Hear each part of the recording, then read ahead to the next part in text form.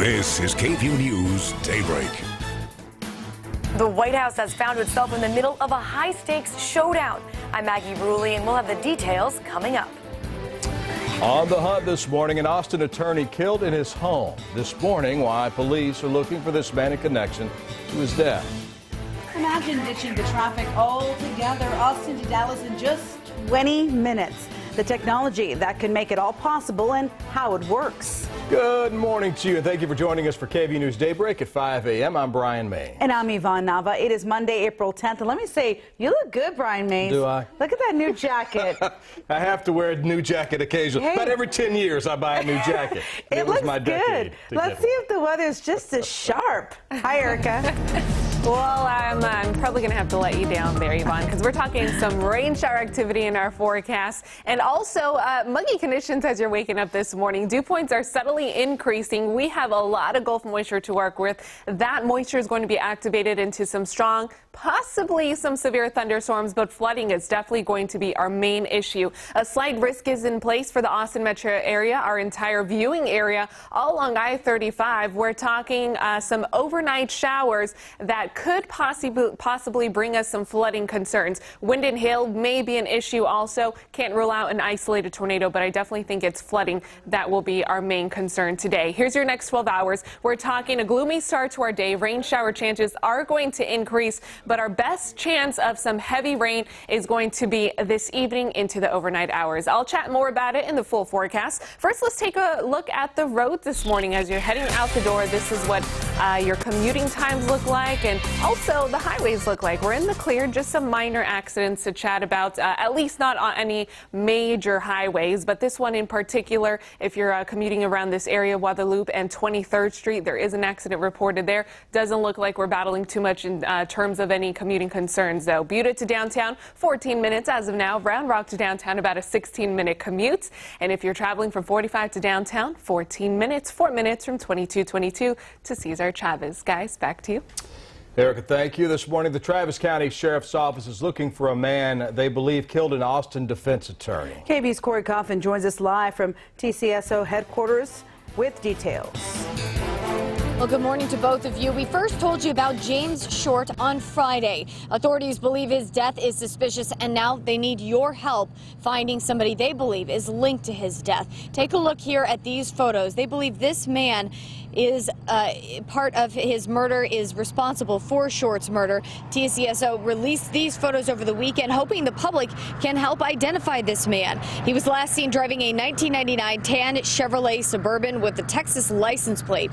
That Texas license plate number is DRW3438. If you've seen this man or his car, call police immediately. Now, deputies got a call to check on the 74-year-old Austin defense attorney early on Friday morning. By the late afternoon, they had a warrant to get inside his home, and they found Short dead inside.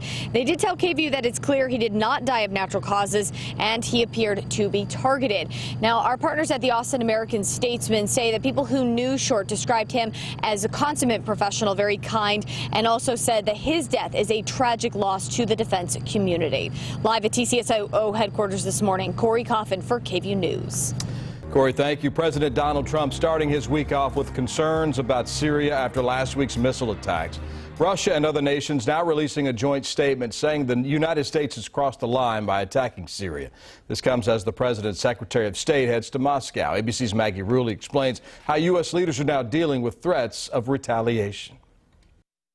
Overnight, Secretary of State Rex Tillerson's making his way to Moscow as the U.S. and Russia find themselves increasingly at odds. Now, an ominous threat in a joint statement from Russia, Iran, and Hezbollah, the military commanders defending the Assad regime in Syria, saying the United States crossed red lines by attacking Syria, threatening to retaliate against any future military actions.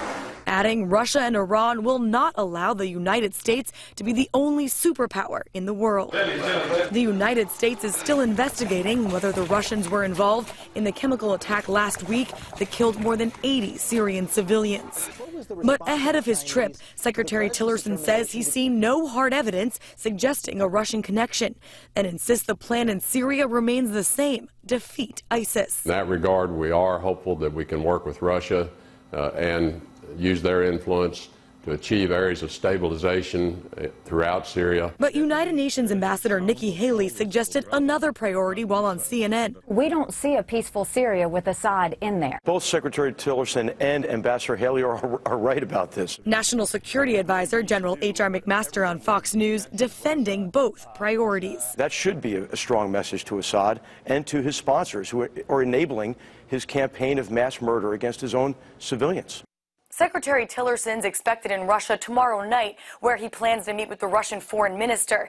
It's a visit that will be his most high-profile trip yet as Secretary of State. Maggie Rulli, ABC News, Washington. Well, happening today, President Donald Trump's pick for Supreme Court Judge Neil Gorsuch will be sworn into office. The Senate confirmed the Supreme Court nominee on Friday after weeks of heated debate and a controversial change in the voting rules. Last week, Republicans changed the rules so Gorsuch only needed 51 votes instead of the usual 60. Gorsuch is set to take 2 oaths, one required by the Constitution and the other by federal law. This morning, Hayes High School students returned to class remembering the life of a fellow student who passed away last week. Crisis counselors on hand to help students and teachers figure out how to deal with this type of grief. On Friday, Hayes school district officials informed parents of 17-year-old Xavier Jackman's passing. They did not release a lot of information, but say the senior's death is currently under investigation. A warning for families in Georgetown. Officials say a bat found Thursday has tested positive for rabies. The bat found on a residential property on North Austin Avenue. This is the third rabid bat found in Georgetown this spring. Right now, animal control officials say they don't know if any people or pets came into contact with the bat. If you find a bat on the ground, do not touch it. Call police at their non-emergency number. Well, heads up for those in West Austin. A boil water notice is in effect. Austin Water says several streets in the Davenport Ranch neighborhood are affected. That is east of Loop 360. It includes Waymaker Way, Clarion Cove, and Neverbend Cove. A loss in pressure at a pump station triggered the notice. We're going to let you know when things get back to normal there. New high-speed transportation system could be coming to Texas. The privately held company Hyperloop is attempting to revolutionize transportation with a low-pressure tube that can travel about 700 miles an hour. It would get you from Austin to Dallas in about 20 minutes. The Texas Triangle is one of 11 proposed Hyperloop routes in the United States. It would be a 640-mile Hyperloop stretching from Dallas to Houston with stops in Austin and San Antonio along the way. The 3 U.S. winners will be announced later this year. If Texas is chosen, Hyperloop says it hopes to have its 3 systems in service by the year 2021. I don't know about that. I don't know. You don't think so? Sounds a little sketchy to me. Is it sound too good to be true? Too good to be true, absolutely. 20 minutes to Dallas? Yeah. My goodness. I don't know. Sorry, I threw you off there. I apologize. No, not at all. I didn't know you were going to feel so passionately about it.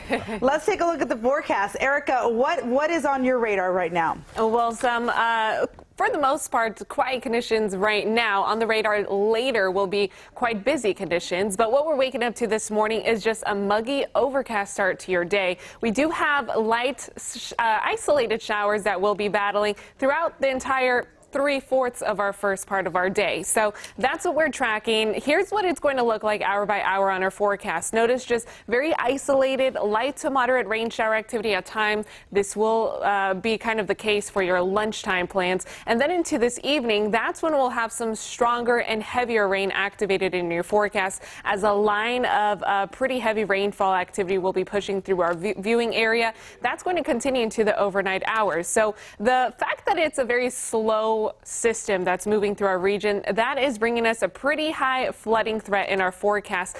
So we're keeping an eye on any flash flooding that could potentially be upon us into the overnight hours. Wind and hail could be an issue as well, but needless to say, as you're heading out the door this morning, Brian and Yvonne did not forget their umbrellas. So chivalrous. Yeah, nice. we're talking about on and off rain shower activity throughout our Monday. Guys, back to you.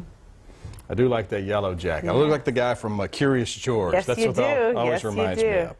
Today, Ford will roll out its new vehicle aiming to help police fight crime and pollution. Check it out. It's a new hybrid midsize sedan dubbed the Ford Police Responder. The car will have a combined city and highway gas mileage of about 38 miles a gallon, which is more than double the mileage their most popular cars are currently getting, according to the automaker. That could save taxpayers thousands of dollars in fuel costs every year. The Police Responder will make its debut today, 1 week before the New York International Auto Show. Nice. Looks good. Delta Airlines passengers dealing with some serious delays this morning. Well, the airline is canceling hundreds of flights and what they're doing to help some passengers in return. And this video sparking a lot of questions this morning. An officer slamming a woman to the ground. This morning, why police say this is protocol. Stay with us.